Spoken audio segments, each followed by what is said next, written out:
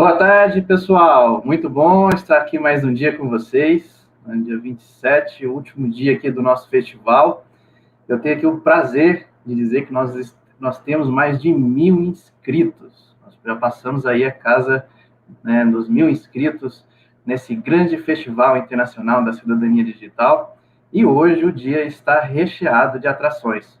A mesa de hoje vai ser conduzida por mim, professor Tiago Franco, da Universidade Federal do Amazonas, e eu também tenho o prazer aqui de chamar, né, para compor essa mesa. A mesa de hoje vai falar de plataformas digitais e blockchain para a cidadania.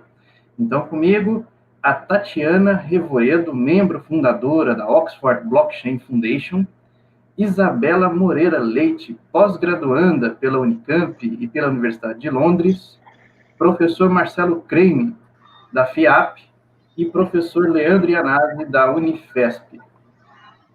É um prazer tê-los aqui. O professor Leandro está aí no caminho. Essa é um dos benefícios aí das tecnologias, né? A gente se conecta, nós podemos nos conectar onde estiver, né? Vamos lá. Bom, então, para falar um pouquinho sobre blockchain, eu gostaria, então, de convidar a Tatiana Revoredo para explicar um pouquinho sobre o que seria isso, né? O que é blockchain. A gente está muito interessado em saber, né, todas essas informações que estão em volta, né, dessa tecnologia, que é uma tecnologia que trabalha com protocolos de confiança do Bitcoin. Não é isso, Tatiana? É um prazer tê-la aqui com a gente. Boa tarde, Tiago. É um enorme prazer aqui participar desse painel no Festival de Cidadania Digital, junto com os colegas Isabela, Marcelo, César. Blockchain é uma tecnologia que surgiu com o Bitcoin como suporte, né, à criptomoeda, e ele é inovador porque ele possibilitou que as pessoas transacionassem valor entre si, sem a necessidade de intermediários. Então, vou falar aqui um pouquinho com vocês como que o blockchain é importante na cidadania digital, principalmente porque ele viabiliza a identidade digital autossoberana. Eu vou compartilhar aqui com vocês minha tela. Só peço para vocês confirmarem aí se está compartilhado, acho que sim, né? Bom, então eu vou começar aqui com a minha apresentação. Eu vou falar um pouquinho como que blockchain possibilitou a identidade digital descentralizada e o porquê que a identidade digital descentralizada é essencial para a cidadania digital plena. Vou me apresentar aqui um pouquinho. Eu sou a Tatiana Revoredo, estrategista em blockchain pela Saïd Business School da Universidade de Oxford. Também sou especialista em blockchain pelo Instituto de Tecnologia de Massachusetts, o MIT, e membro fundadora da Oxford Blockchain Foundation. Eu tenho contribuído com pesquisas para a plataforma de cidadania digital do Centro de Pesquisa Internacional Atopus, principalmente abordando a relação das arquiteturas blockchain com a cidadania digital. E eu também sou integrante do CT Blockchain da RNP, que é ligado ao Ministério da Ciência e Tecnologia. Vamos começar, então, abordando o nosso tema, o que é uma boa identidade digital. Aqui eu vou trazer para vocês um pouco da visão do Fórum Econômico Mundial, que tem uma iniciativa chamada Shaping the Future of Digital Economy and Society, ou seja, moldando o futuro da economia digital e da sociedade, que consiste em uma plataforma global de cooperação para construir uma economia digital sustentável, inclusiva e confiável. E essa plataforma global de cooperação possui o objetivo de alcançar 6 resultados em nível global, que está aí para vocês na tela, né? O acesso e adoção, significa que todas as pessoas, sem diferenças geográficas, de gênero ou renda, podem acessar e usar a internet. Um segundo objetivo a alcançar é a transformação digital responsável, onde negócios, governos, líderes da sociedade civil devem agir com responsabilidade e competência para promover uma transformação digital sustentável. Essa plataforma tem que ser adequada ao propósito e à governança informada, considerando políticas globais, regionais e nacionais, que são informadas por evidências e bem equipadas para lidar com a natureza transnacional da conectividade digital. E, por fim, um último objetivo que o Fórum Econômico Mundial entende que devemos alcançar a nível global para uma boa identidade digital é que sejam consideradas pessoas, processos e práticas seguras e resilientes, onde todos os indivíduos, instituições e infraestrutura consigam superar as vulnerabilidades criadas pelo aumento da conectividade digital. Um quinto objetivo, e aqui é o mais importante para o nosso tema, são as identidades digitais centradas no usuário e interoperáveis, ou seja, o que o Fórum Econômico Mundial propõe é que as pessoas possam acessar e usar regimes de identidade digital inclusivos, que melhorem o seu bem-estar social e econômico. E, por fim, como último objetivo, ele fala de uma inovação de dados confiáveis, ou seja, com proteção de dados, com instituições compartilhando dados de modo a criar um valor social e econômico, respeitando a privacidade e a proteção de dados dos cidadãos digitais. Então, tomando essas 6 diretrizes que eu acabei de mencionar, principalmente a diretriz que menciona das identidades digitais centradas no usuário e interoperáveis, o Fórum Econômico Mundial, ele coloca essas diretrizes como base para um mundo digital sustentável, inclusive e confiável, de uma economia digital.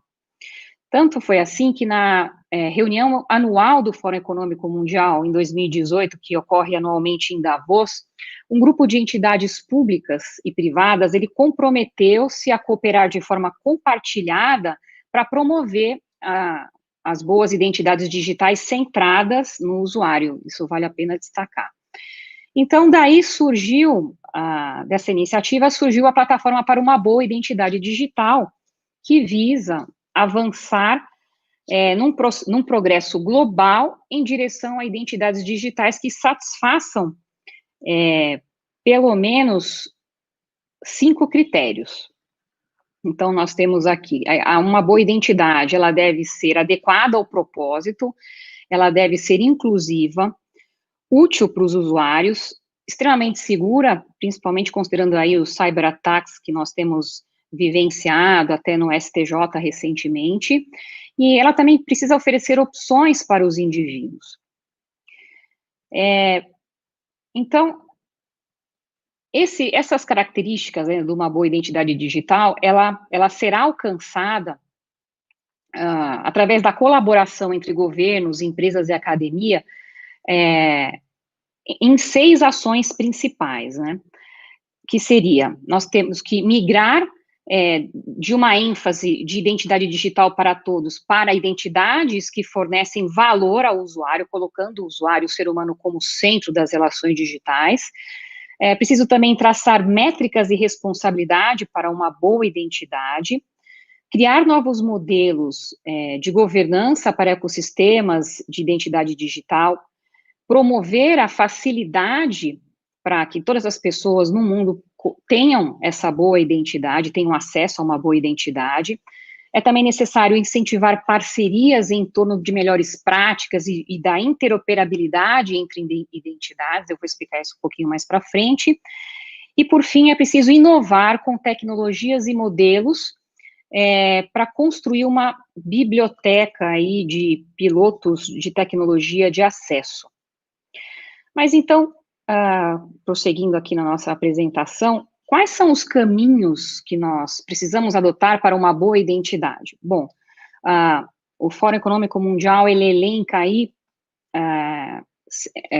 como primeiro caminho, a construção de novas estruturas de identidade baseadas no conceito de identidades descentralizadas, e aqui, graças a uma combinação de avanços tecnológicos, incluindo a crescente sofisticação dos smartphones, avanços em criptografia, que é uma tecnologia muito importante, que nós já temos há muito tempo, mas ela ganhou mais visibilidade, principalmente agora com o blockchain, e também com o surgimento do blockchain, agora é possível nós termos uma identidade digital descentralizada. Como segundo caminho que o Fórum Econômico Mundial aponta, nós precisamos buscar um sistema de identidade digital descentralizada autossoberana, e aqui, autossoberana significa onde o usuário não apenas controla a identidade, mas também todos os dados associados a ela. Isso que é conhecido como identidade autossoberana.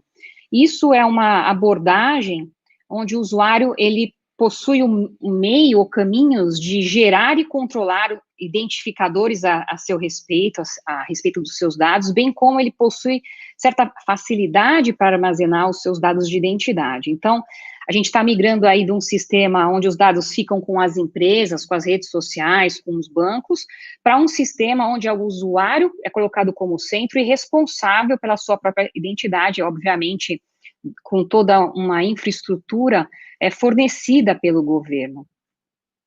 Então, os usuários, eles ficam livres para usar os dados de identidade aonde eles queiram. Então, imagine que uma pessoa vai comprar aí uma bebida alcoólica, ela precisa provar que ela é maior de 18 anos. Ele simplesmente vai mostrar um QR Code para o comércio que ele está indo comprar essa bebida, mas o comércio não vai ter acesso nem à idade dele, nem a endereço, CPF, nada. Ele vai só saber que aquela pessoa realmente é maior de 18 anos e que possui o crédito para pagar aquela bebida. Um terceiro caminho é a conscientização de que a identidade digital é a soma total de todos os atributos que existem sobre nós no mundo digital, ou seja, a nossa identidade digital, ela é uma coleção de dados, dos nossos dados, que está em constante desenvolvimento e crescimento e pontos em evolução. Um quarto caminho seria estabelecer uma coordenação internacional, já que a gente está num mundo globalizado, inclusive como economia, a economia da internet, onde nós temos aí a informação e a tecnologia como bases para a gente conseguir fazer negócios, transacionar. Então, é preciso estabelecer essa coordenação internacional, porque a gente está caminhando para um mundo globalizado e descentralizado, e também é necessário uma harmonização dos padrões de identidade, e daí porque todo mundo, todos os países precisam participar dessa coordenação internacional. Como quinto caminho, vem a educação dos consumidores e empresas sobre as melhores soluções de identidade digital, o que, inclusive, a gente tem feito isso lá no CT Blockchain da RNP, ligado ao Ministério da Ciência e Tecnologia. A gente está traçando, inclusive, um plano aí nacional para a educação dos cidadãos, não só com a tecnologia blockchain, mas também com relação à identidade digital descentralizada. E, por fim, um último caminho é que os governos devem buscar parcerias com a indústria e com a academia, para educar consumidores e empresas sobre abordagens modernas e melhores práticas em proteção e verificação de identidade. Bom, aqui eu vou me encaminhando para o final da minha apresentação, e nesse contexto, né, já alguns países e governos já têm buscado soluções em blockchain para uma identidade digital descentralizada autossoberana, com o usuário no controle, como eu já mencionei, não apenas no controle da sua identidade, mas também do controle de todos os dados associados a ela, o que, como eu mencionei, é conhecido como identidade autossoberana. E agora a Isabela, ela fará uma exposição abordando os casos de uso da Suíça, da China, da Suécia, da Espanha e a Estônia, nesse sentido. Então, obrigado, eu agradeço. Obrigado, esclarecedor. Então, agora a gente tem a Isabela Leite, que vai explicar um pouco mais para a gente com alguns cases, né, Isabela? Exatamente. Obrigada, Thiago. Obrigada, Tatiana, pela excelente apresentação. O que eu gostaria, então, de conversar com vocês e contribuir para esse debate sobre blockchain para a cidadania digital é apresentar e discutir com vocês alguns cases que já estão rodando, já estão implementados em vários países. O primeiro que eu gostaria de apresentar é o caso da cidade de Zug, na Suíça, que hoje é um crypto valley, ou seja, é uma área que promove o desenvolvimento de empresas de moedas criptografadas e de soluções blockchain. Zug é uma cidade bastante interessante porque ela se tornou um polo de tecnologia, ela virou um hub mundial de startups. A prefeitura local, ela se tornou a primeira do mundo a aceitar Bitcoin. E a partir de fevereiro de 21, né, o ano que vem, todo o cantão suíço de Zug aceitará também Bitcoin para o pagamento de impostos. Ela é pioneira também a oferecer aos seus mais de 30 mil habitantes uma identidade baseada em blockchain. E com essa identidade é mesmo até possível pegar um livro emprestado. Zug foi escolhida pelos especialistas de blockchain por ter impostos bem baixos, né? E também por ser uma cidade que é neutra, descentralizada, democrática e segura, que se assemelha muito à proposta do blockchain. O blockchain, ele é uma solução que ela pode ser usada tanto para problemas de desigualdade financeira, até para o combate de censura de governos. Então, a gente tem aqui um exemplo bastante interessante no caso da China, onde ativistas estudantis que ingressaram no movimento #MeToo, eles protestaram contra o abuso sexual e recorreram a essa tecnologia justamente para contornar a censura do governo, uma censura bastante rígida. Então, o que aconteceu? Uma estudante, ela colocou uma carta denunciando os abusos na plataforma blockchain. Essa transação, ela custou 0,52 centos de dólar. Então, é um preço super barato e conseguiu dar visibilidade e proteger através desse registro. Outro caso é de um cidadão também chinês, que fez uma denúncia relativa ao uso de vacinas de má qualidade.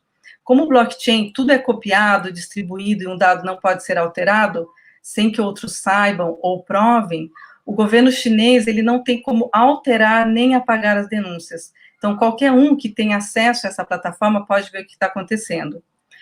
Outro caso também bem interessante na Suécia, onde blockchain é utilizado para registros imobiliários. Na Europa também, blockchain ele é utilizado nos principais setores, tanto financeiro como no setor agrícola, alimentação e aviação.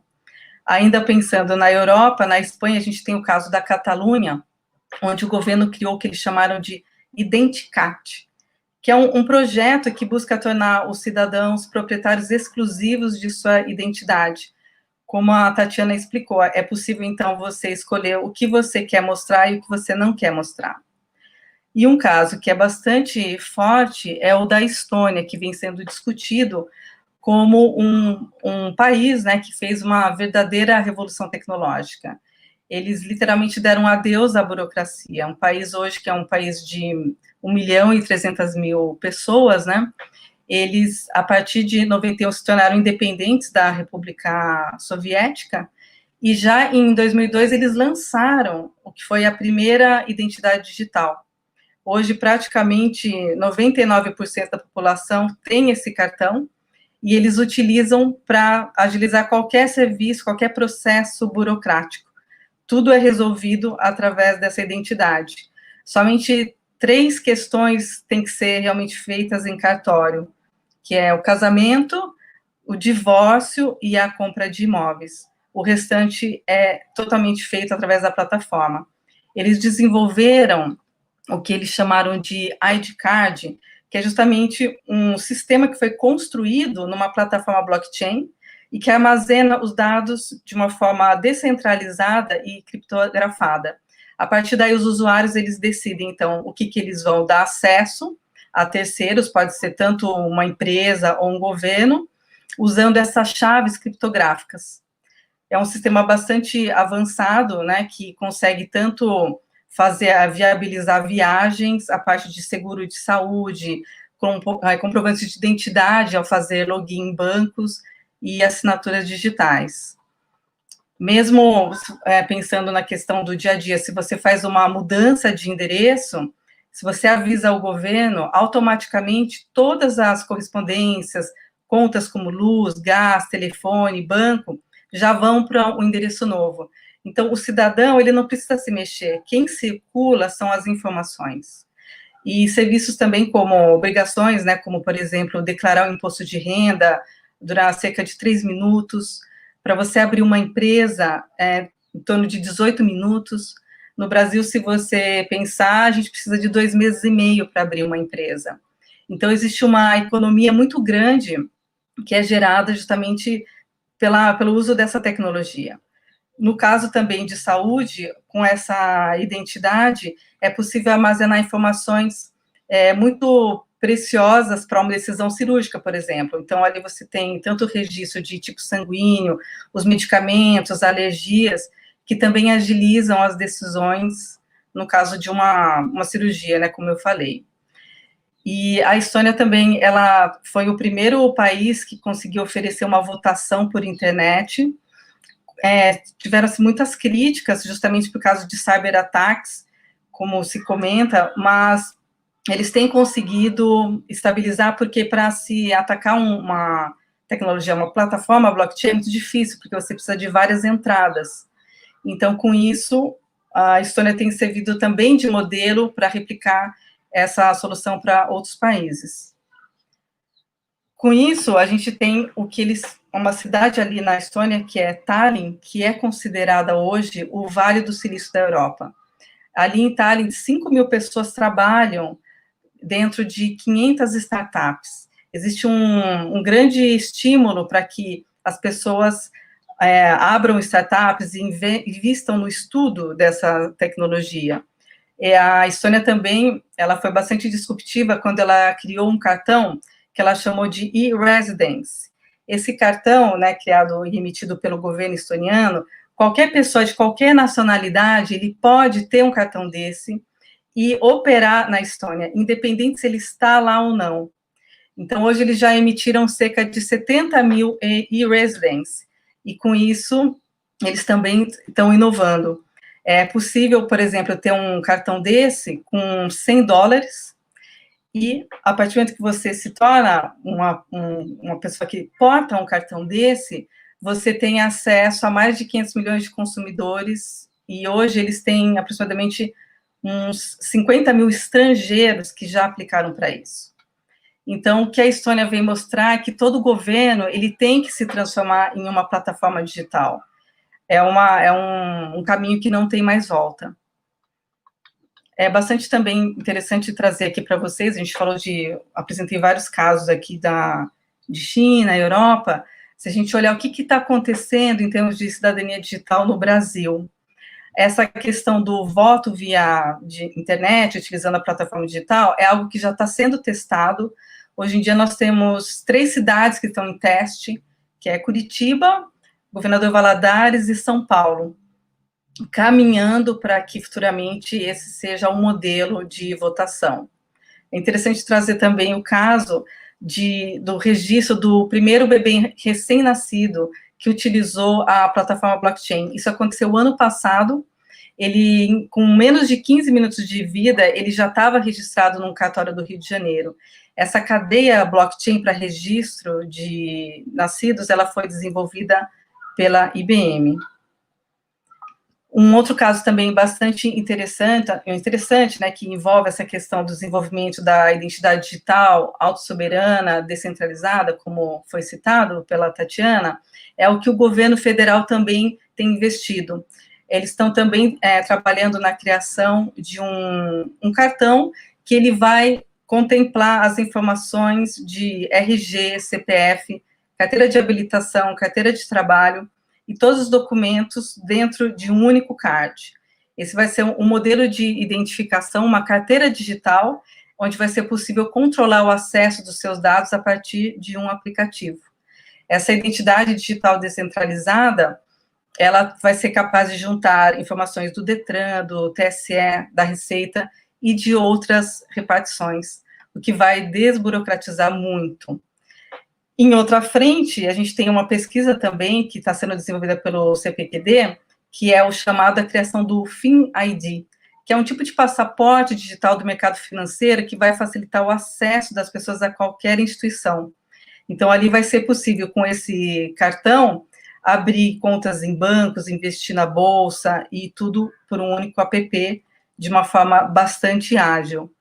O governo, né, o setor público, ele também está investindo muito na questão do uso da identidade descentralizada no que se refere ao combate à corrupção e lavagem de dinheiro.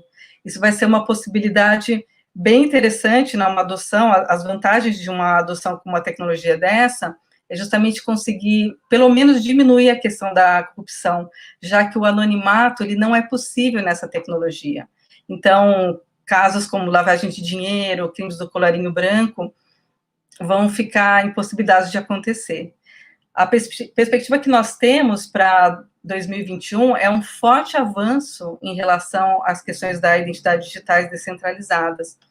E o que nós verificamos, assim, que o maior obstáculo do blockchain é justamente transpor o que seria uma transformação filosófica para uma cultura que seria muito mais descentralizada, cooperativa e transparente, que esse é o caminho que a gente deve seguir. Obrigada, Thiago. Eu que agradeço, Isabela Leite, muito interessante os cases que você trouxe para a gente. Eu estou vendo aqui que já tem perguntas, mas a gente vai deixá-las para o final. Ainda temos mais convidados aqui para participar da nossa mesa. E agora a gente vai receber o professor Marcelo Kremer, da FIAP. Bem-vindo. Boa tarde, pessoal. Muito obrigado, Thiago. Boa tarde a todo mundo que está assistindo, ao convite do Centro de Pesquisa Atopus. Pela segunda vez estou participando de um evento de vocês, com muito prazer. E hoje eu vou falar sobre o tema economia compartilhada, economia de compartilhamento, e como o blockchain atua nisso, como ele pode ajudar a que isso aconteça. Eu vou compartilhar aqui minha tela, só um minutinho, por favor.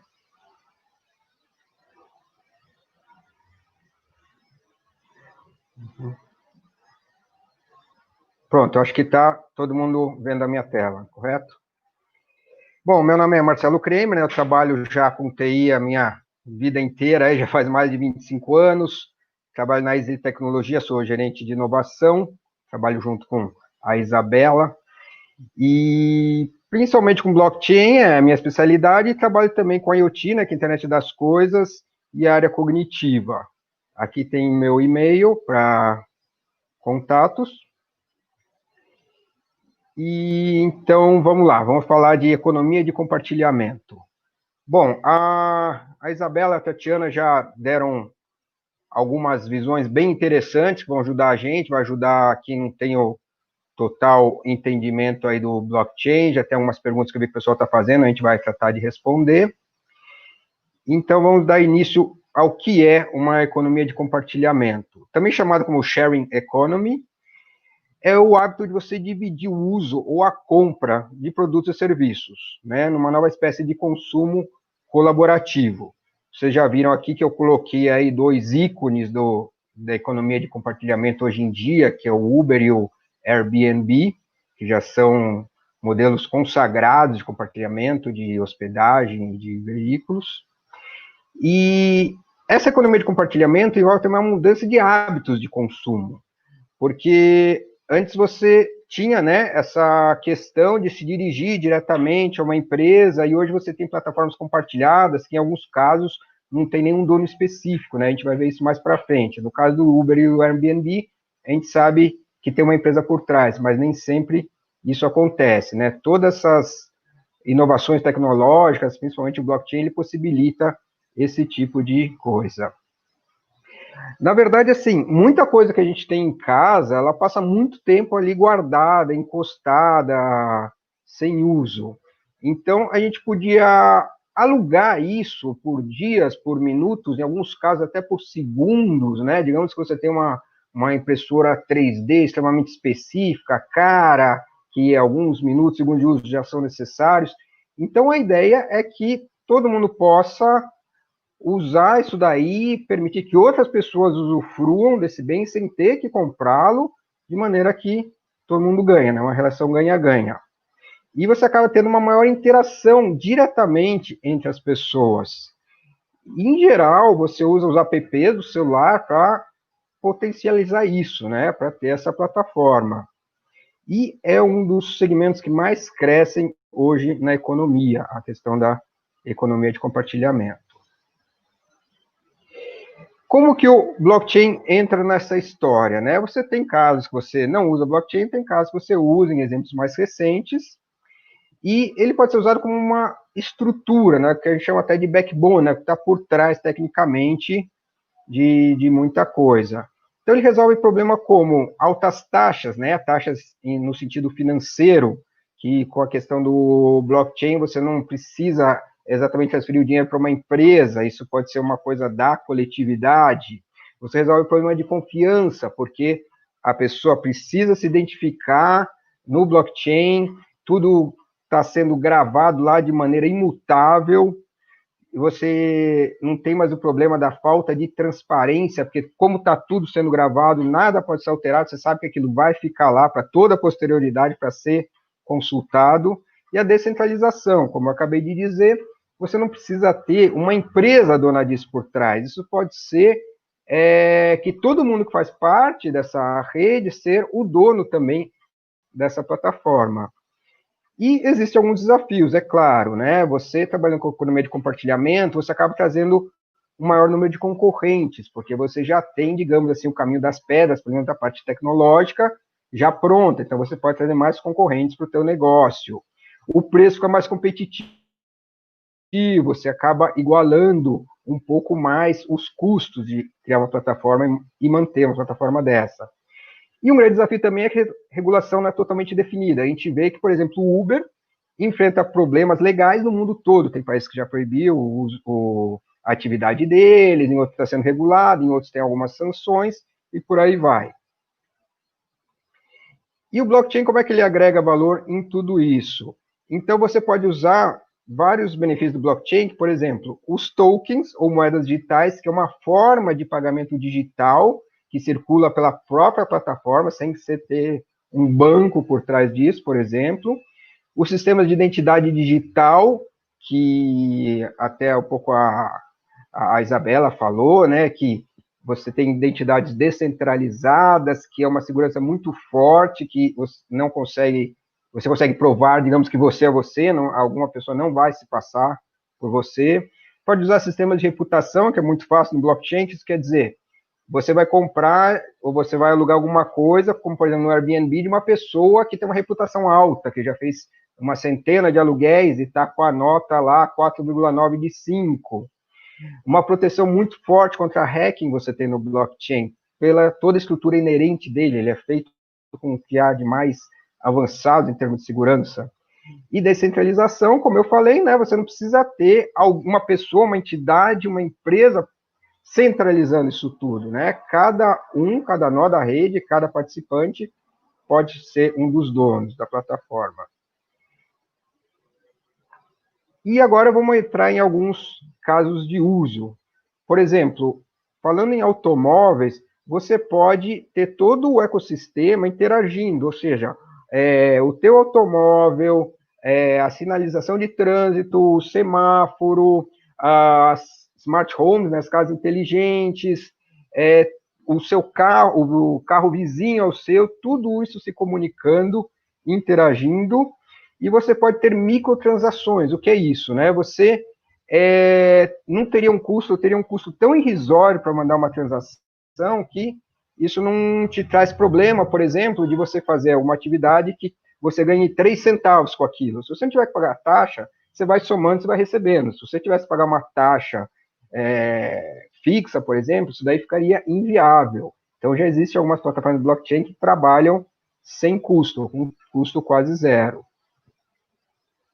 Um caso real que ilustra bem esse caso é o chamado Car Data Marketplace, que é uma iniciativa de várias montadoras, como Volkswagen, Mercedes-Benz, Porsche, que eles criaram um padrão para permitir tudo isso. Então, a comunicação entre veículos, o veículo com o semáforo, a velocidade que você está andando, a aceleração, a entrega de mercadorias que você deixa no teu porta-mala, automaticamente ele é liberado através da identificação da pessoa que vai receber, alarme do carro você pode ativar remotamente, rastrear o veículo, você pode vender informações de tráfego, dizendo, olha, tá trânsito, tem um buraco aqui, e receber em troca tokens, moedas digitais, e usá-las para pagar o pedágio, estacionamento, entre outras coisas.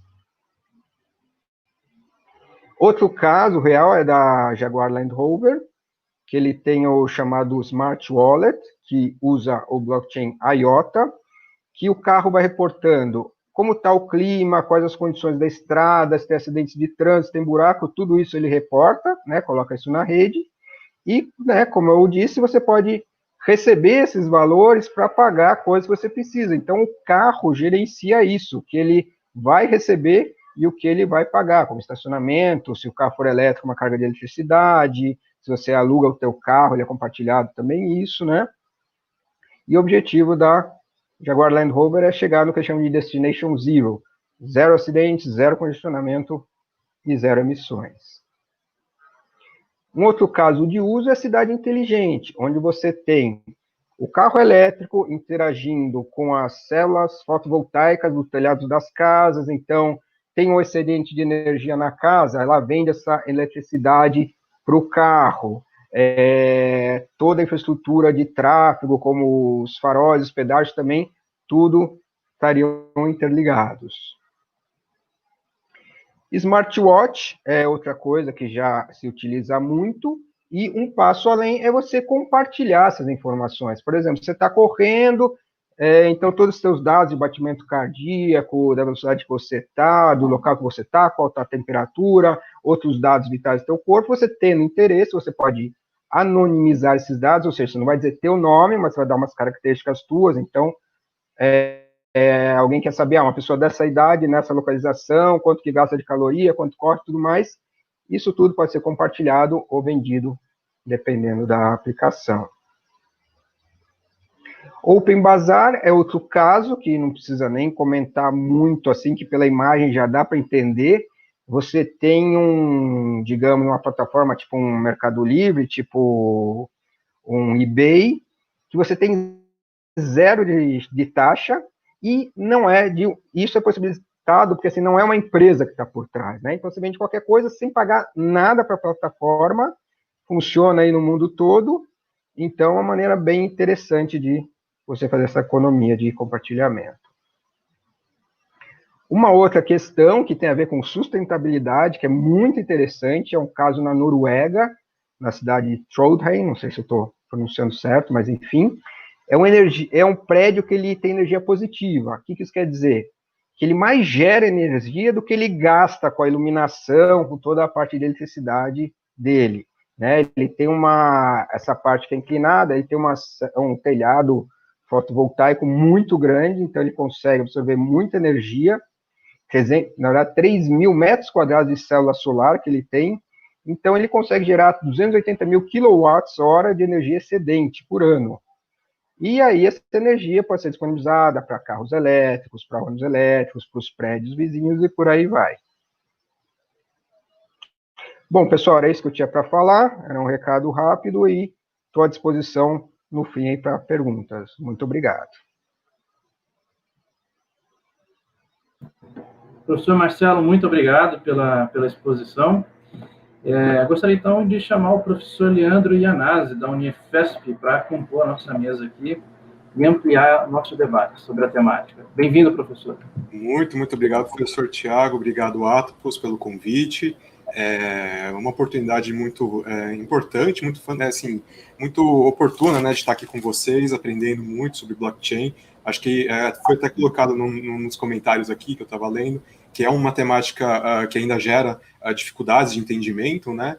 Eu tenho também dificuldades, então aceitei oportunamente estar aqui com vocês para aprender, tanto com a Tatiana, com a Isabela, com o Marcelo, e foi muito legal ouvi-los, né, e aprender na prática como o blockchain tem sido aplicado, né? Então, o meu desafio aqui, ou a minha proposta aqui é conversar um pouco com vocês sobre plataformas digitais e também fazer alguns links com a ideia do blockchain, né? Mas também pensar um pouco nessas plataformas digitais no âmbito da educação, né? A gente teve aqui a Tatiana falando sobre o blockchain na boa identidade digital, né? A Isabela falando sobre governança e governo através do blockchain, e o Marcelo falando sobre a questão de economias, né, de uma forma bem prática, aplicada, como já está acontecendo essas validações em rede, né? Então, tentar trazer um pouco dessa discussão também no âmbito da educação, né?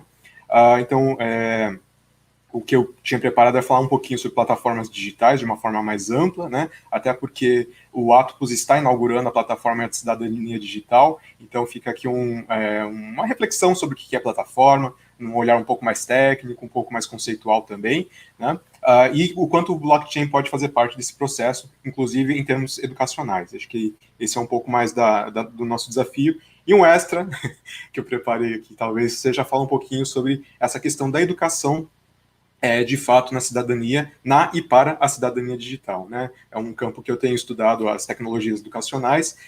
Eu sou da Unifesp, um curso que se chama Tecnologia em Design Educacional, que é um profissional novo, inclusive. No Brasil, deve ter desde os anos 90, o designer instrucional, né? É um profissional que faz essa conexão, né, entre tecnologias, comunicação, educação, gestão de projetos. É um profissional que ajuda os professores conteudistas a emergir, por exemplo, no contexto da educação à distância, no ensino híbrido, né, e nas plataformas digitais. Então, vou, no finalzinho, falar um pouquinho sobre um pouco dessas possibilidades dentro da educação, tá? Bom, falar sobre plataforma. Eu, particularmente, né, gosto muito, desde da minha época de arquitetura, eu sou formado em arquitetura, nunca construí nada, então não peçam para eu construir, vai cair, mas eu sempre mexi com computação gráfica, né? O Máximo sabe muito bem disso, o professor Máximo sabe da minha trajetória com a relação com o digital, e desde da graduação, já fazem muitos anos, não vou ficar aqui revelando a idade, mas eu mexo com plataformas digitais, né, e principalmente de realidade virtual. No caso, eu fazia as maquetes 3D e tentava, naquela época nem era tão fácil fazer isso, não era tão usual fazer isso, fazer o passeio virtual. Hoje a gente tem tecnologias fantásticas, né, para isso, então eu desenvolvia plataformas de realidade virtual para passeios virtuais dentro dos projetos que os meus colegas faziam. Eu não ousava usar os meus projetos porque eu sei que eles eram bem, bem inferiores aos outros. Então eu pegava o projeto dos colegas, fazia as maquetes 3D e fazia o passeio virtual, programava toda essa questão do passeio virtual. Então, para mim, quando eu aprendi sobre plataformas digitais, sempre veio essa questão de plataformas de uma nova realidade, né? Então, realidade virtual. Mas aí eu fui amadurecendo e compreendendo outras instâncias de plataforma que eu gostaria de compartilhar um pouco aqui com vocês, né? Mas não deixei de ter essa paixão por realidade virtual, realidade aumentada, games. Hoje a minha área de pesquisa e de desenvolvimento é de tecnologias imersivas para a educação. Então, realidade virtual, realidade aumentada, games, aplicativos, né? E nisso eu me esbarrei com blockchain também no meio do caminho. Já vou mostrar um pouco dessa relação na educação, né? Muito bem. Mas voltando à questão da plataforma. Plataforma, na linguagem de tecnologias da informática, né, de tecnologias de informação, tem a ver com plataforma hardware, microcontrolador, arquitetura de hardware também. Tem uma instância de plataforma que hardware que você está usando, né? Então, essa ideia de entender quais são as capacidades de processamento, capacidade de memória RAM, né, de processamento gráfico, processamento de inteligência artificial. Então, dentro de TI tem um campo que para quem, né, trabalha com desenvolvimento, que TI é de fato, que plataforma é de fato essa instância, vamos dizer, do que a gente chuta, né? A gente brinca que hardware é o que a gente chuta e software é o que a gente xinga. Né? Então, de fato, tem uma instância em que plataforma é a máquina ali, né? São os átomos que fazem o chaveamento de zeros e uns, de pulso e não pulso, né? Mas também tem uma instância que plataforma é a junção de hardware e software. Né? Então, quando a gente fala, por exemplo, qual é o seu celular? O meu celular é um iPhone 12. Não é, tá, gente? Porque eu sou professor, não tenho recursos para isso. Mas quando a gente fala, qual que é? Um iPad Pro 2020. Então, você já está falando ali não só de um hardware, mas também do software, do sistema operacional que está embarcado, né, de todo o potencial ali que tem de processamento, não só da parte máquina, mas também da parte software, né, que está juntado ali. Então, muitas vezes, plataforma em TI é essa junção de hardware e software. Tem também o próprio sistema operacional, né? Então, a gente fala de iOS, Android, Windows, macOS, né, as várias versões de Linux. Então, plataforma também pode ser entendida numa camada de quem é da ciência da computação, né, de desenvolvimento de aplicativos, pode ser entendido também como o sistema operacional, né? E aí a gente tem para quem é desenvolvedor mesmo, né, de aplicativos e tudo mais, que podem ser essas instâncias de aplicativos que ajudam a desenvolver aplicativos, né? Então, quando a gente fala, isso aqui foi feito em linguagem tal, usando tal API, né? Então, a gente está falando de uma plataforma, né, de desenvolvimento de outros aplicativos, de softwares e tudo mais.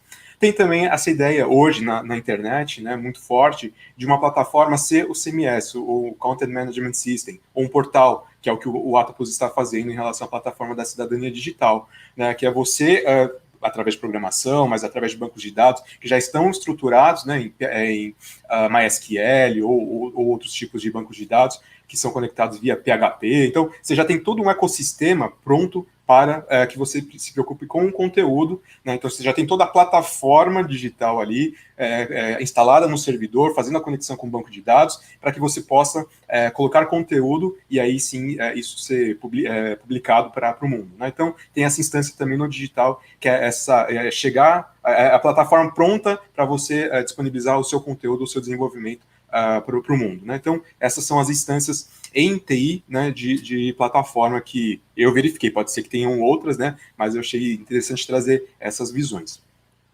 Em relação a entender a plataforma digital como ambiente, né, e aí a gente vai nas discussões do professor Máximo, né, das paisagens pós-urbanas, né, entender também todo esse contexto da ecosofia, né, então a gente pode entender sim que essas conexões, essas plataformas, seja na instância do sistema operacional, seja na instância das redes, né, do IP com com tudo que faz parte, né, do ecossistema das redes digitais, elas, na verdade, se tornam ambientes, se tornam espaços, né, não espaços 3D, tridimensionais físicos, mas espaços informacionais, onde você tem, de fato, trocas de informação, né, a conjuntura de dados. É daí que surge a possibilidade do blockchain, nessa interconectividade de vários internautas, né, todos eles com chaves, e criptografia, e mineradores, todos eles congregando para criar esse ecossistema de validação colaborativa e distribuído no blockchain, né. Você tem também conexões, um sistema, um ambiente, né, para sistemas. Então, quando a gente fala agora de usar um sistema que está fazendo essa webconferência, que está sendo enviada para o YouTube, a gente está falando de camadas de sistemas, né, de redes que estão se valendo da rede, né? Então, são esses sistemas que se conectam e permitem essas dinâmicas, né? Transações, como bem colocou, né, o professor Marcelo aí, apresentando esses vários cases em que o blockchain serviu de validação de processos dentro do contexto econômico, né? E, de fato, né, que eu acho que é um dos... eu sei que a gente, no Atopus, não trata da questão antropocêntrica das tecnologias, mas, de fato, na prática, o que a gente tem visto as plataformas permitindo conexões entre pessoas, né? Inclusive, aqui no Festival da Cidadania Digital, nós podemos estar nos conectando mesmo à distância, né? Bom, então, como já foi muito bem colocado, não vou me arriscar a explicar o que é blockchain, porque eu estou aqui para aprender com os demais debatedores aqui, os demais mesistas, né? Mas no meu entendimento como leigo, blockchain tem a ver com essa questão de registros e dados distribuídos, né? Então, através da cadeia, por isso blockchain, né, você tem uma cadeia de validações, né, de inserções de dados que são validados pela própria cadeia. Você tem isso não mais na mão de uma empresa específica, não mais na mão de uma agência específica controlando, mas todo mundo, todos os conectados, sendo parte desse controle, né, sendo parte também dessa validação desses dados, né, todos, mesmo que a gente não saiba o que é mineração de dados, né, a gente não faça isso, talvez, né, só compre os bitcoins da vida, mas existe todo um ecossistema que faz isso, que não depende exatamente de uma instituição financeira somente, na verdade são vários atores nesse contexto, né, vários atores e robôs, né, não só atores humanos, mas também não humanos, fazendo parte desse contexto, né? E aí, como você tem essa questão de validação coletiva, distribuída, ela é muito mais segura, né, e muito mais confiável, não fica na decisão de uma empresa, né, que tem as suas vertentes políticas, que tem a sua visão de mundo, tem seus interesses econômicos também. Não, aí você tem os conectados fazendo parte desse processo, né? Então, de uma forma muito simples, eu trouxe isso para falar justamente da questão do blockchain na educação.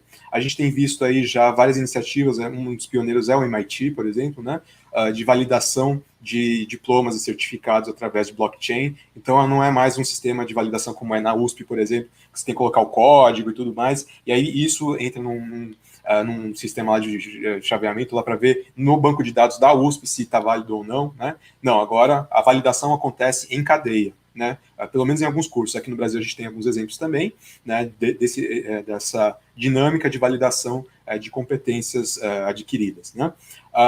Créditos também, então não adianta só o aluno mostrar um crédito, o histórico escolar, para tentar validar crédito, né? Hoje você pode ter uma cadeia, né, aberta, distribuída, que faz essa validação, né? Então é um processo muito mais...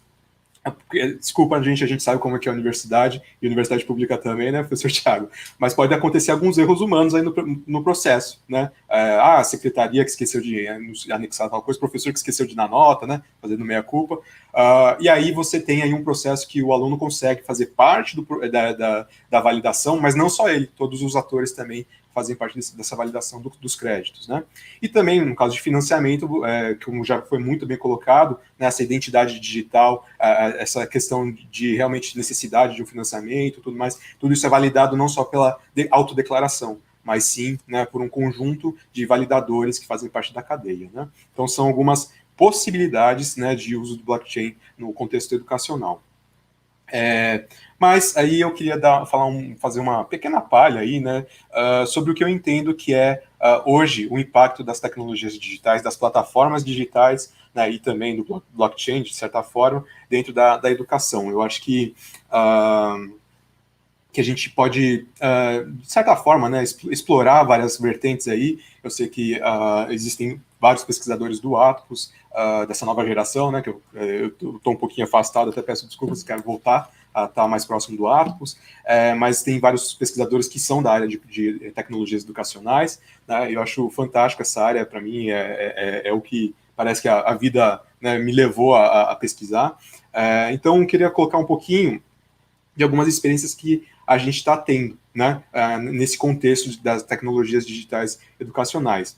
Mas um primeiro contexto que eu queria falar é que a educação está sofrendo uma modificação, ela não está mais voltada para conteúdo, até porque o conteúdo está na rede, né? O que está dando mais vocação para que a gente pense na educação contemporânea é em competências, né, em desenvolvimento de competências, que o aluno não só faça uma prova, né, não só comprove que decorou o conteúdo, mas que ele de fato saiba aproveitar aquele conteúdo, aquela habilidade para fazer alguma coisa, para aplicar no mundo, né, de uma forma real e significativa. Aí a educação deixa de ser baseada em conteúdo, né, e ela se torna algo focada em atitudes também, né? Então, essa aqui é uma fórmula do professor Nakal, da Poli, onde eu tive o prazer de fazer o doutorado, e o professor Nakal fez uma fórmula bem simples, né, que competência é igual, aí abre parênteses, conhecimento mais habilidades, fecha parênteses, elevado à atitude.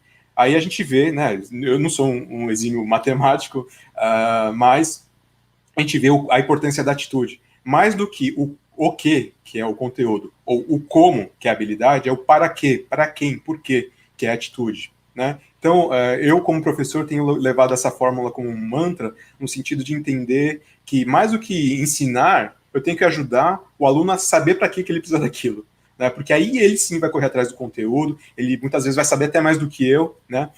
E aí, para mim, a educação passa por esse pressuposto. E aí eu fiz essa questão, né, de falar de uma nova abordagem de educação baseada em competências, porque isso tem a ver, e junta com redes digitais, e aí a gente já vai falar de plataformas, né, porque justamente redes digitais, né, num processo, vamos dizer assim, das evoluções tecnológicas, né, isso o professor Máximo sempre traz de uma forma muito competente, né, então aqui eu tentei fazer uma síntese, uma tabela síntese aqui, dentro da questão das tecnologias que o ser humano estava vivenciando, com o surgimento, com uma datação, né, um pouco de cronologia, mas principalmente as cognições que são ativadas. Então, na fala, a gente tem que ter memória, porque tudo que a gente ouve, a gente tem que decorar para passar para as próximas gerações.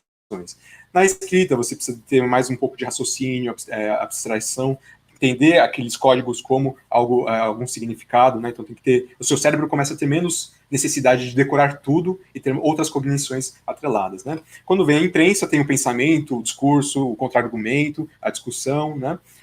Vem as mídias eletrônicas, a questão de foco, atenção, né? Aprender a ser enganado, né? Então 30 quadros por segundo, aprender a entender aquilo como uma sequência em um vídeo, né?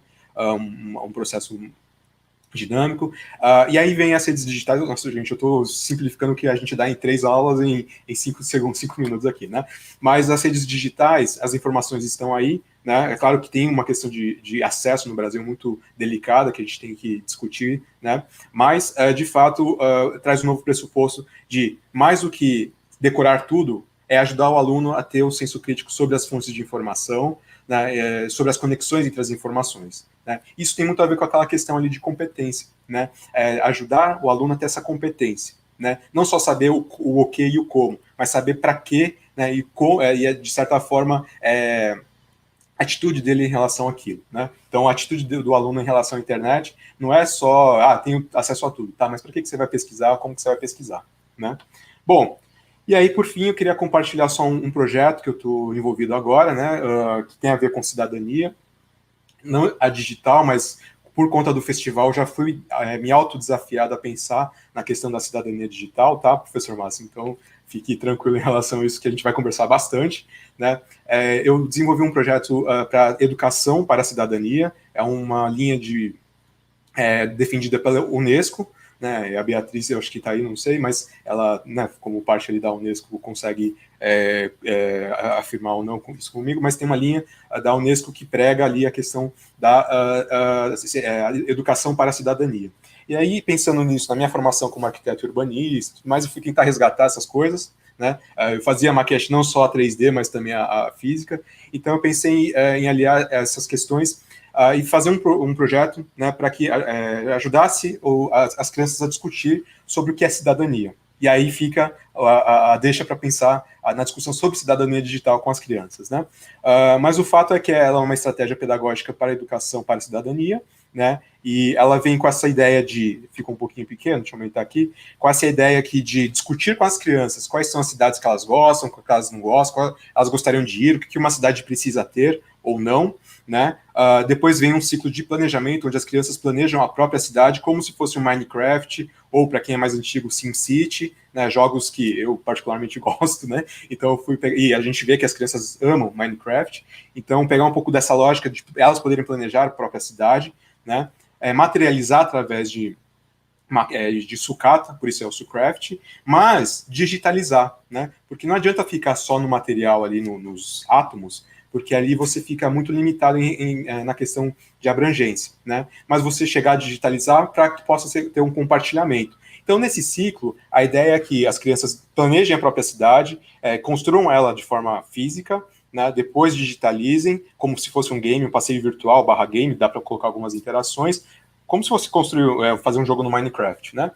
E aí ela possa compartilhar e discutir. Então, a classe X da escola Y discutir com a classe Z da escola Alpha, né? Por que você fez isso aqui? Aqui a gente tem um centro de reciclagem de lixo, vocês não fizeram isso, aqui tem polícia, ali não tem polícia. Então, tem um pouco dessa troca, né, entre escolas, entre crianças. E, gente, eu fiz só um piloto até agora, né, então foi uma experiência com 10 crianças, mas o que elas me ensinaram sobre a visão delas de cidadania, então eu fico imaginando como que a gente pode aprender com as crianças sobre cidadania digital também, né.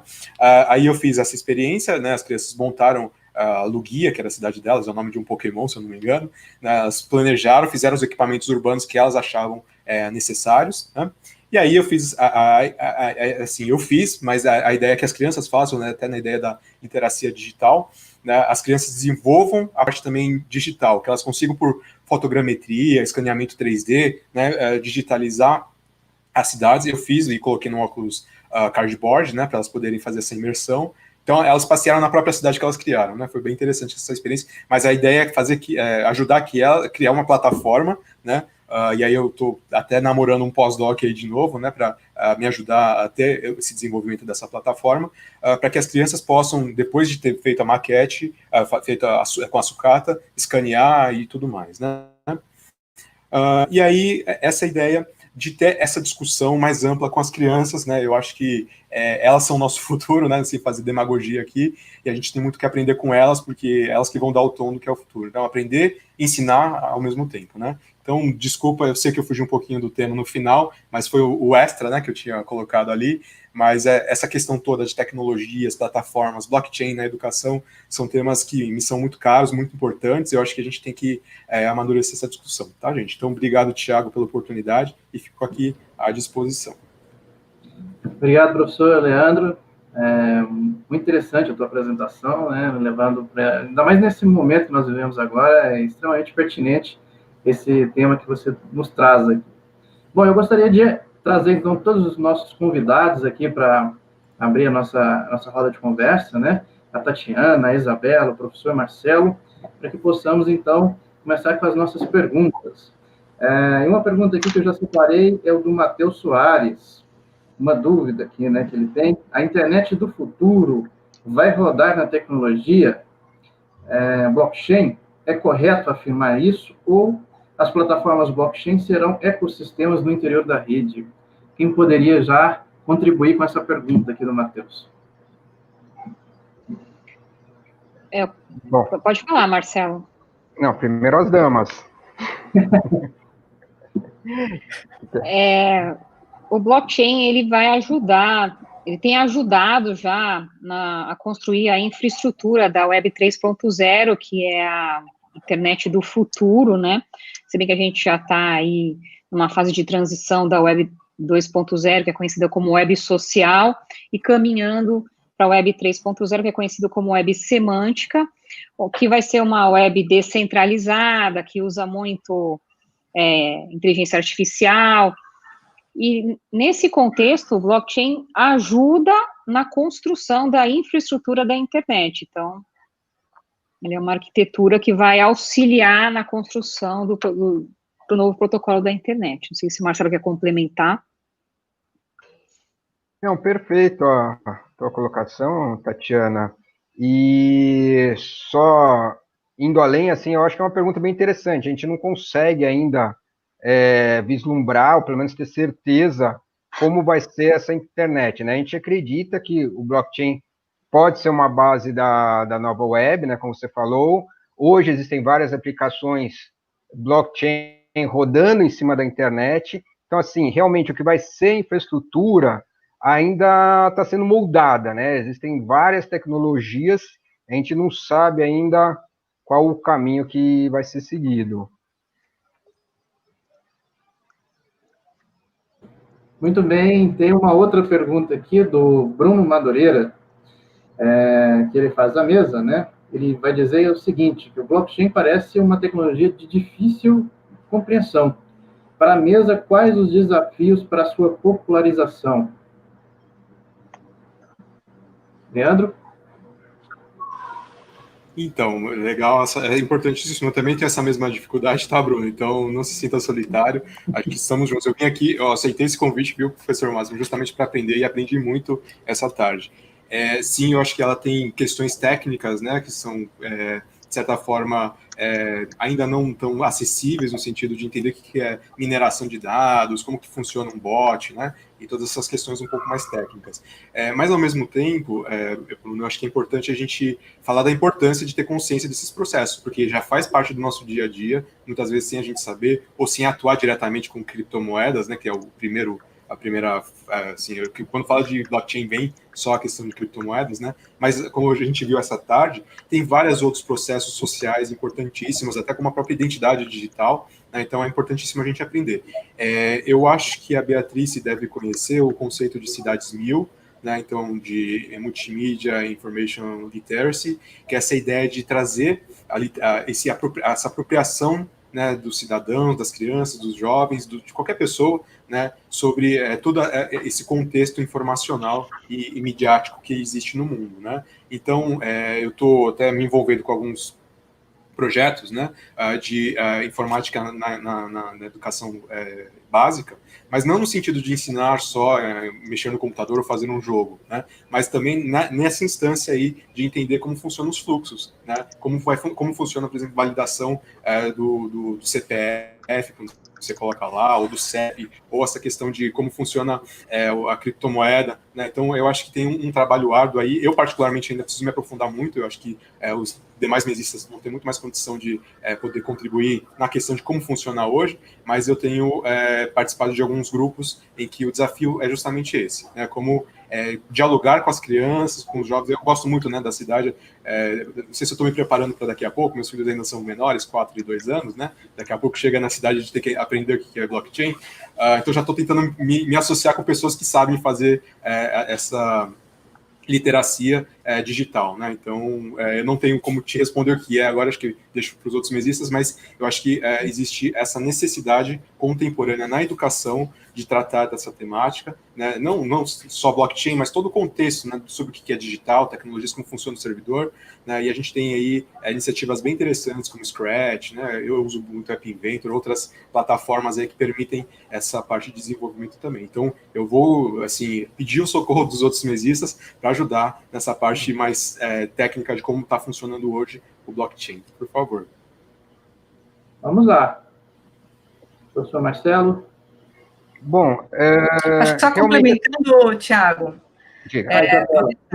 Por favor.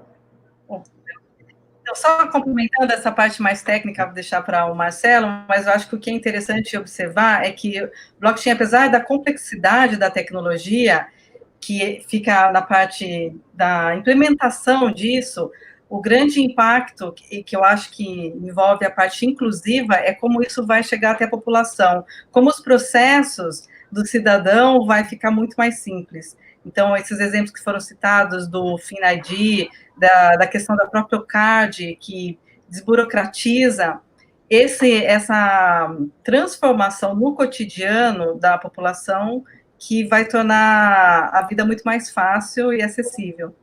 Agora, a parte de trás que está com os governos, com as empresas, que é altamente complexa, isso não chega até a população, que daí acho que é interessante o Marcelo complementar.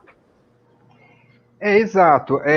Blockchain, tecnicamente falando, assim, é uma tecnologia bastante complexa, né? Na verdade, assim, ela não é só a parte tecnológica, mas, assim, ela é multidisciplinar, né? Você tem que entender de teoria dos jogos, de identidade, de várias coisas. Mas eu acho assim, para quem não é da área de tecnologia, da área de TI, não precisa se preocupar exatamente em entender os meandros do blockchain, porque quando uma tecnologia ela realmente é difundida, você vai acabar usando sem saber as tecnicidades, como ela funciona. Por exemplo, você navega na web, você não entende exatamente o que é o protocolo HTTP. Você manda um e-mail, você não sabe que tem o protocolo SMTP por trás. E do mesmo jeito, daqui a pouco você vai estar usando o blockchain, ou já está utilizando, para fazer uma transação financeira internacional pelo teu banco, para acessar um registro de saúde da tua operadora médica, e por aí vai. Muito bem, já aproveitando aí a fala do professor Marcelo, já tem uma pergunta específica para ele aqui. Eu posso, Tiago?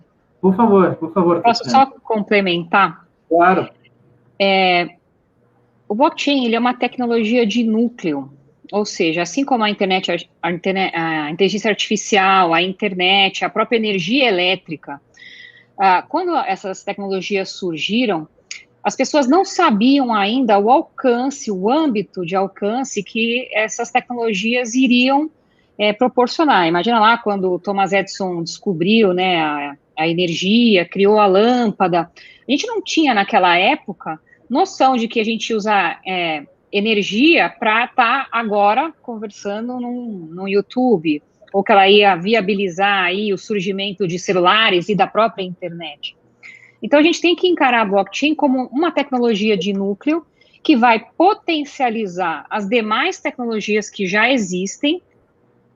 Ela potencializa, ou seja, potencializa a inteligência artificial, a própria internet, e ela veio trazer, e aí é o ponto mais importante, a possibilidade de tornar único um ativo digital. Foi só com o surgimento do blockchain do Bitcoin que foi possível transferir um ativo digital pela internet, porque até então, a gente sabe, manda um e-mail, fica com a cópia no nosso computador.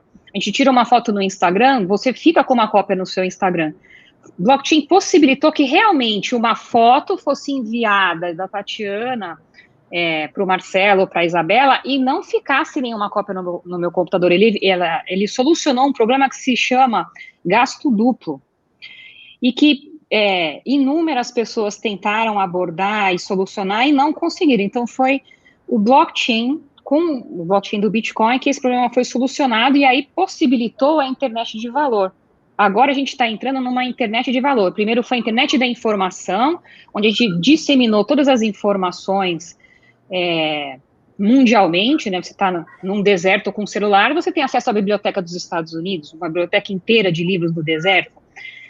O blockchain vai possibilitar agora que eu, Tatiana, transfira qualquer tipo de valor, não só monetário, uma obra de arte, um pedaço de um apartamento, com apenas um celular e um acesso à internet, sem intermediários e entre indivíduos que não se conhecem entre si.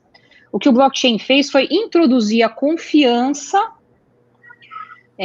sem a necessidade de um validador tradicional de confiança, como bancos, organizações, e isso tem um valor inestimável. Então, acho que é legal a gente entender blockchain dessa maneira, principalmente para quem não é da área de tecnologia. Muito bem. Tem uma pergunta específica aqui, obrigado, Tatiana. Uma pergunta específica aqui ao professor Marcelo. Economia de compartilhamento também seria um caminho para um mundo mais sustentável? Com certeza. Pergunta bem interessante e com certeza o blockchain consegue ajudar nisso. Tanto na parte de energia elétrica, de saneamento básico, né, incluindo esgoto, gasto de água. Pensando numa smart city, uma cidade inteligente, tem muitas coisas que podem ser poupadas de uma maneira mais inteligente. Por exemplo, você tem em cima da sua casa um telhado de células fotovoltaicas que você consegue abastecer sua casa e você tem um excedente de energia, que você pode não ter o que fazer. Então, essa energia, através do blockchain, é uma maneira de você poder compartilhar com o teu vizinho, ou para a casa dele, ou para o carro elétrico dele, da mesma forma que a prefeitura vai poder ver se está faltando água, se está sobrando água, se essa água que está sobrando ali pode ser vendida para uma empresa que faz irrigação, para uma empresa de agricultura. Então, todos esses recursos naturais, dá para ter um controle muito mais efetivo através do blockchain. Esperar os nossos... Muito bem. Na década de 90, professor Marcelo, Isabela, Tatiana, Leandro, o Pierre Levy, né, encabeçou um grande debate de democratização da internet. Obviamente, a internet não é tão democrática como nós podemos acompanhar, né?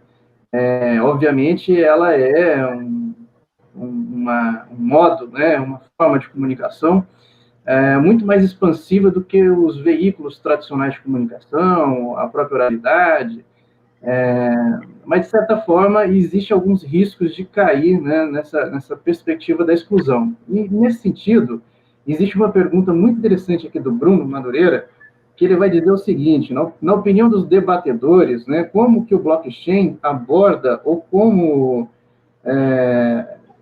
essa tecnologia, né, poderia trabalhar essa perspectiva aí do contexto da desigualdade digital?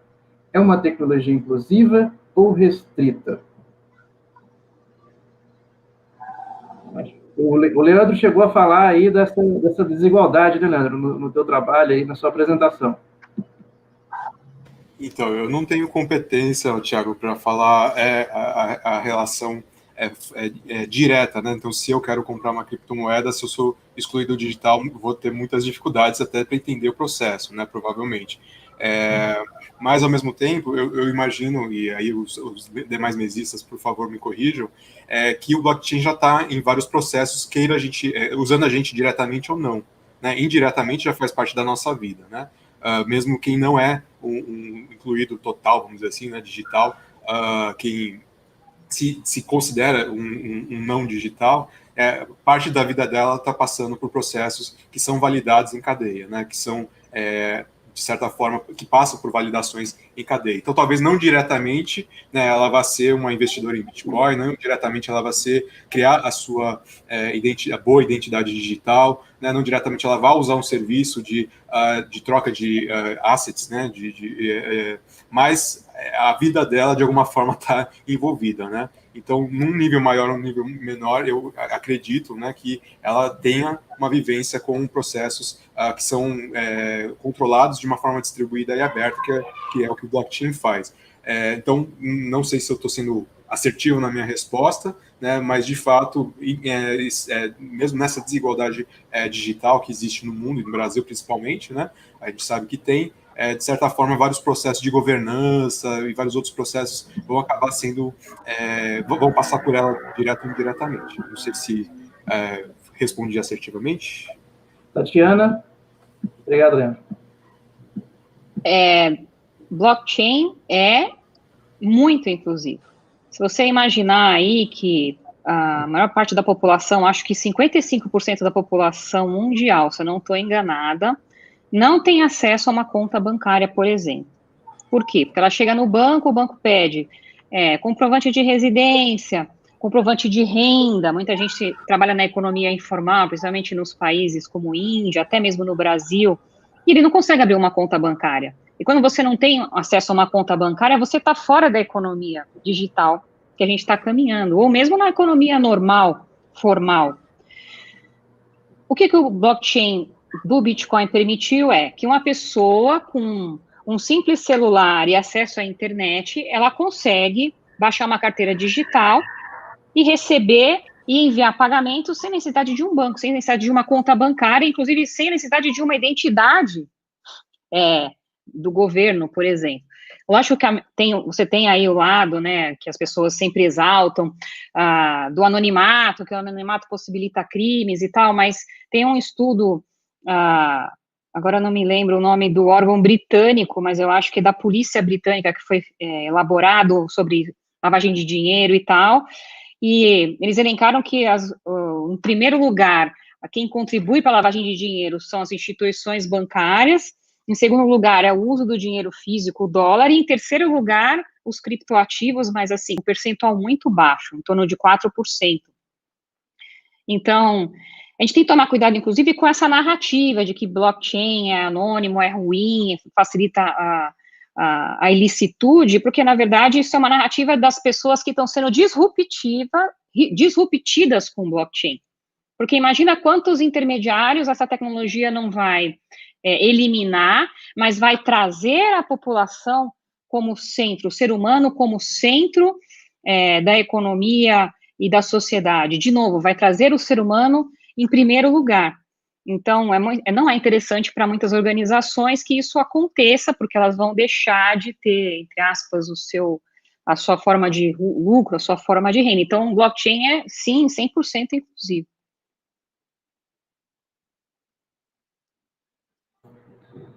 Muito bem. Bom, eu gostaria, então, de agradecer. Tem mais alguma pergunta aqui que o pessoal... Não sei se o pessoal colocou mais alguma pergunta aqui. Tem mais alguém que gostaria de acrescentar mais alguma coisa sobre isso? Tem aqui uma pergunta sobre como o blockchain poderia ser utilizado na educação. Ah, sim, essa aqui.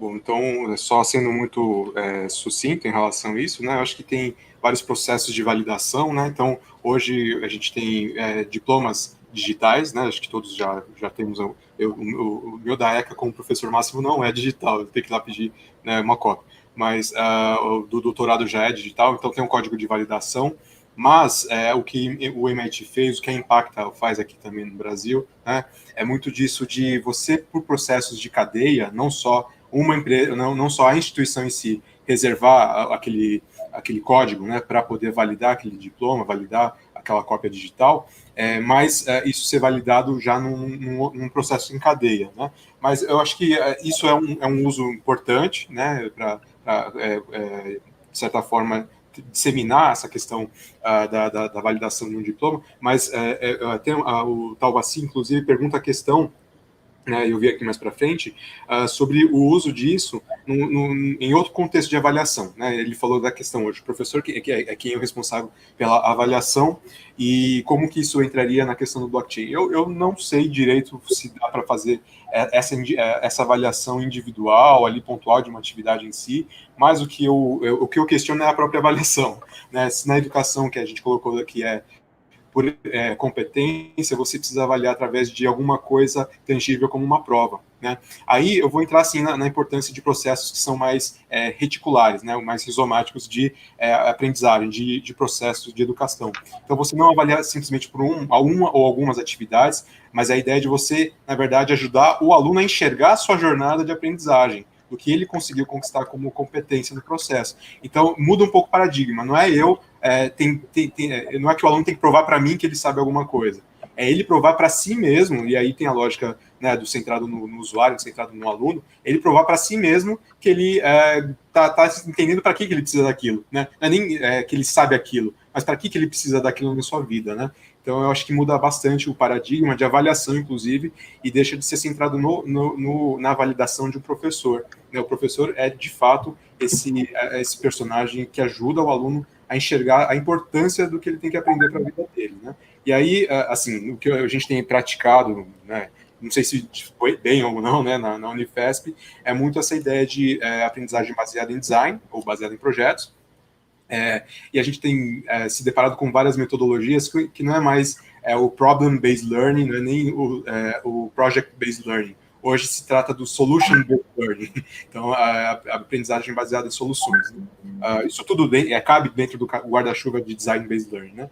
Então, no caso, nem usaria, nem sei se dá para entrar blockchain nessa discussão. Para mim, tem que ter uma mudança no pensamento sobre o que é educação mesmo, né? A relevância da educação, porque de fato ela vai ficar obsoleta se for continuar no modelo tradicional. Né? Então, desculpa não te responder, Talvassi, na verdade, fugir da questão de como usar o blockchain na avaliação, né, mas te colocando uma provocação mais profunda sobre o que é educação. Posso fazer uma rápida... Claro, por favor. A gente sabe que nos países desenvolvidos eles têm usado muito a gamificação como um instrumento de educação, e nesse ponto o blockchain, ele encaixa muito bem, porque você pode usar a tokenização como estímulo no uso da gamificação como meio de aprendizagem. Perfeitíssimo, professor Tatiana. Aí, só para ratificar, realmente a gamificação é uma das nossas linhas de pesquisa, porque a gamificação permite que o aluno enxergue a sua jornada, né, através de badges, de ranqueamento, várias estratégias que a gamificação traz, que é trazer elementos de jogos para o processo educacional. Fica muito evidente para o aluno, eu consegui tal coisa porque eu consegui tal competência. Então, ele faz essa associação. Então, aí o blockchain acho que faz muito sentido mesmo, professora, porque essa validação desse processo, dessa caminhada, né, acaba acontecendo não só pelo professor, mas principalmente pelo aluno, conjunto de alunos, essas atividades em grupo, né? Bem legal, bem legal. Isabela, professor Marcelo.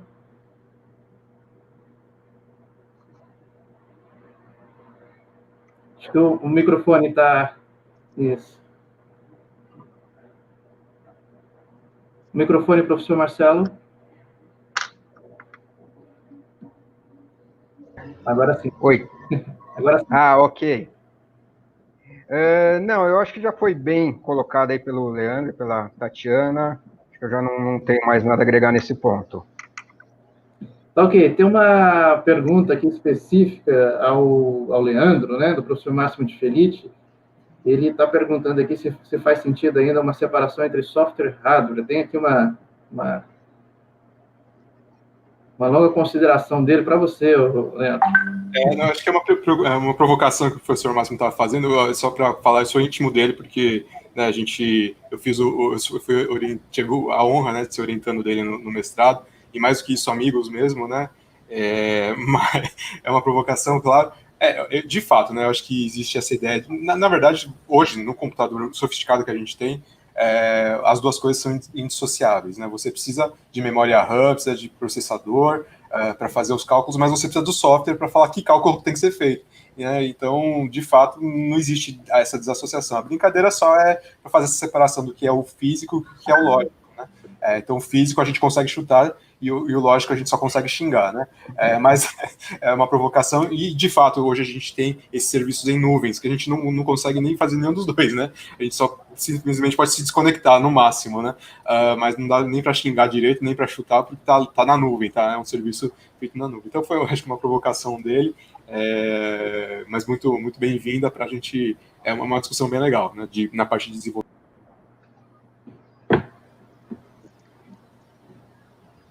Acho que o Leandro teve um corte, mas voltamos. Bom, eu tenho uma pergunta específica, porque quando eu vejo vocês apresentarem essas partes mais técnicas, né, eu entendo muito pouco dessa tecnologia e dessa perspectiva mais tecnológica, digamos assim, de aplicação, né? Mas sou um leitor da teoria das redes, né, e trabalho um pouco com isso. E sempre que eu vejo a palavra descentralizado, né, eu lembro de um texto da década de 70, do Paul Baran, que foi um dos caras que pensou a internet, né, e, na verdade, um relatório técnico que ele vai entregar ao Pentágono para explicar como seria o modelo de arquitetura da internet. E lá ele fala que a internet não deveria ser pensada de forma nem centralizada e nem descentralizada, porque mesmo o modelo descentralizado, ele leva a algum tipo de centralidade, né? Ele tem que ter um gráfico clássico sobre isso, né? E ele vai dizer, então, ele propõe, então, a perspectiva distribuída, né? E aí, toda vez que eu vejo isso, que vocês estão colocando, que as informações, né, elas têm uma certa... um certo modelo, né, de proteção, me parece que se a gente pensar ela descentralizada, eu ainda vou passar por algum tipo de hub, né, que vai conter a minha informação. Mas é uma questão mais técnica mesmo. Eu não sei se alguém poderia me responder se isso está correto, se esse modelo de raciocínio meu está correto. Não seria melhor pensar uma tecnologia distribuída e não descentralizada? Tiago, na verdade, a gente tem a topuna, você vai lá, acessa uma página e volta aquele servidor. Você tem a distribuída, que é como um cloud, que você tem essa página replicada em alguns lugares e todo mundo acessa. E a descentralizada, na verdade, é o último passo, que ninguém é dono e ninguém é o cliente da informação, né? O que a gente chama de arquitetura cliente-servidor não existe mais. Todo mundo é dono e todo mundo tem a informação ao mesmo tempo. Agora, se uma aplicação é melhor ser descentralizada e distribuída, depende muito do aspecto da própria aplicação. Mas o descentralizado, assim, é a palavra, né, tecnicamente, quer dizer que é o último nível de, vamos colocar entre aspas, distribuição, né? Que não tem ninguém, não tem esse hub que você passa para ficar com alguém, né? Em tese, todo mundo é dono daquela informação. E não importa aí, se tiver 100 membros na rede, se 99 caírem, você continua lá com a sua informação. Então, realmente, todo mundo tem sua cópia. É isso que quer dizer a descentralização.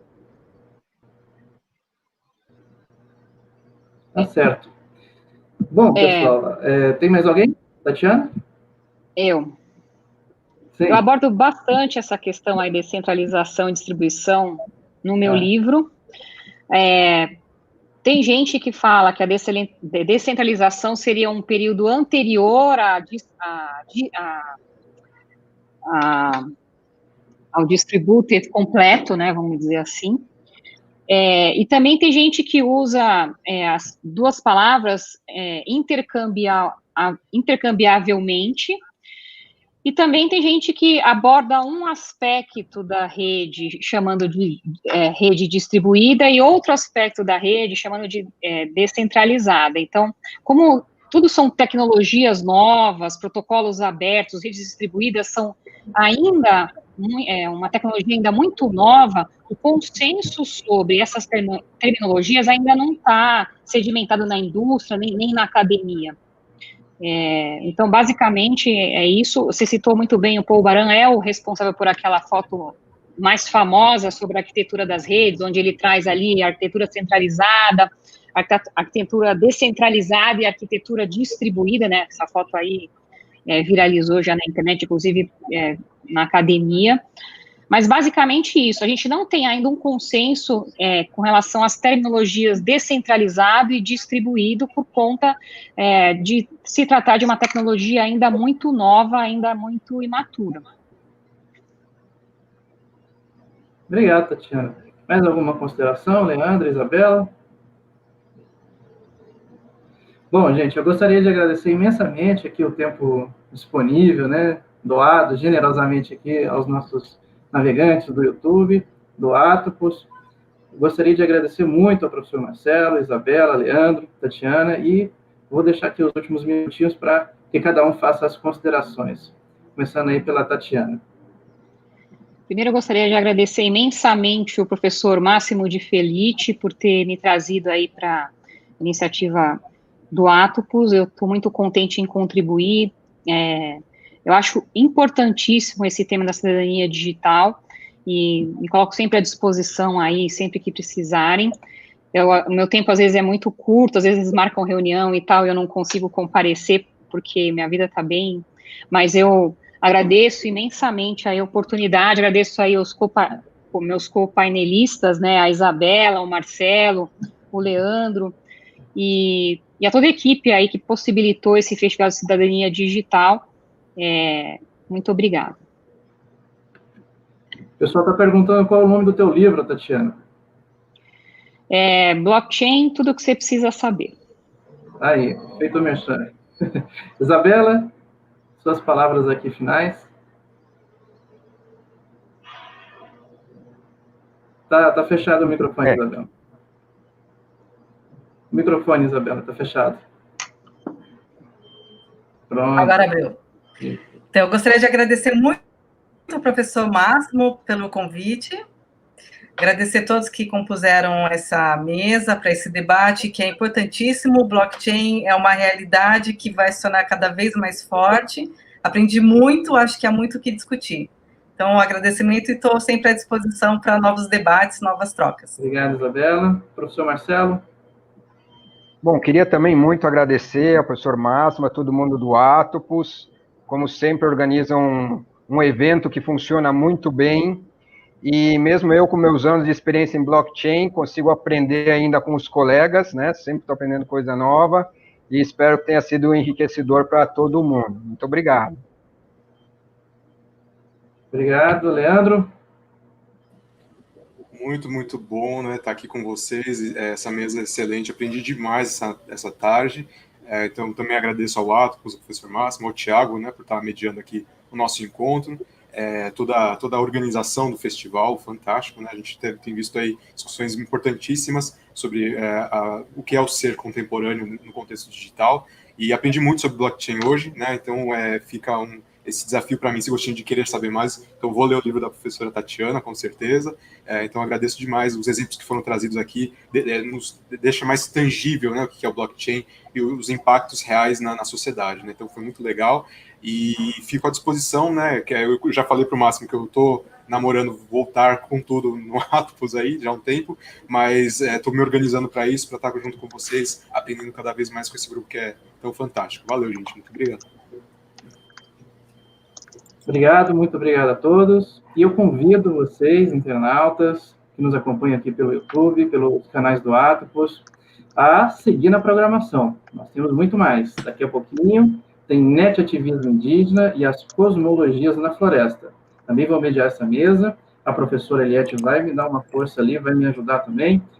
E nós temos vários convidados. A professora Soriane Neves, da Federal do Amazonas, Alice Patachó, que é uma ativista digital muito interessante, Eric Paiva, estava previsto, mas infelizmente ele não vai poder participar, mas está confirmado o Elias Suruí, que tem um projeto muito interessante. Ele é o primeiro indígena a criar uma criptomoeda, a OYX. Então não perca a próxima sessão, que começa logo mais às 17 horas. Até mais.